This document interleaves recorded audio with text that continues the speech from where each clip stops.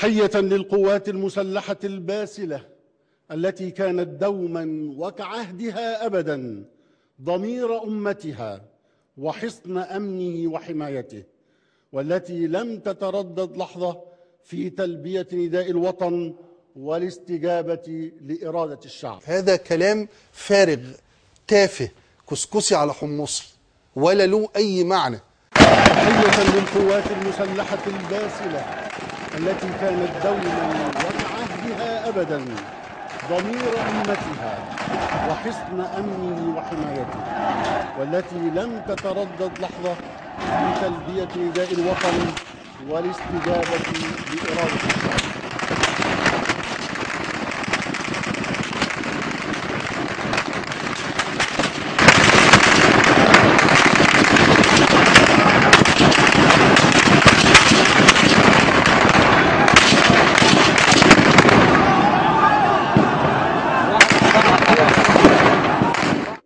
والتي لم تتردد لحظة في تلبية نداء الوطن والاستجابة لإرادة الشعب. كتير قوي في مصر بقى كلام تلوك لوك لوك لوك بغبغنانه بغبغنه، طول الوقت في بغبغانات شغاله في الحياه السياسيه والحياه العامه في مصر، وكله بقى لوك لوك لوك لوك لوك بيعيدوا نفس الكلام وكانه حقيقه واقعه، وكأن الكلام ده ابو الجد مع انه كلام فارغ هقص تهجيص.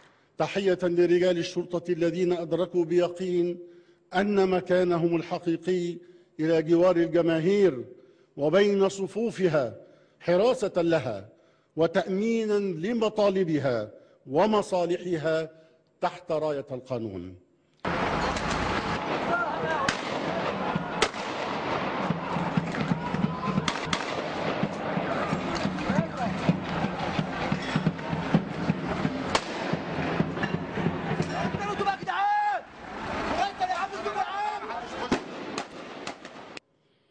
تحية للقضاء المصري الشامخ العادل الحر المستقل الشجاع الذي تحمل بصبر لا ينفد كل محاولات العدوان على استقلاله والنيل من قضاته، فارتدت سهام المعتدين إلى نحورهم، ووقف إلى جانب شعبه مدافعا عن قضاياه حتى أذن الله بالنصر.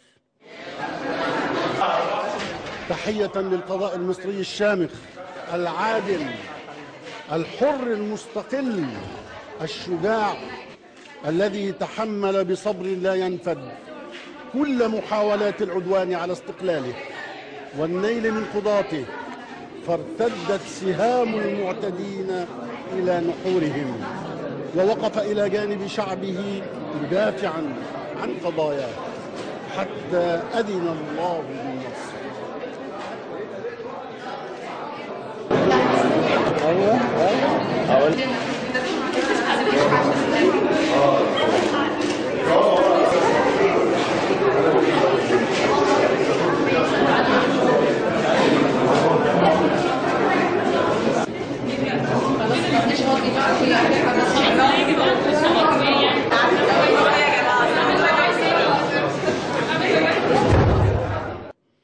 أسأل الله أن يحفظ مصر وشعبها ويقيها شر الفتن والانقسامات، إنه نعم المولى ونعم النصير، والسلام عليكم.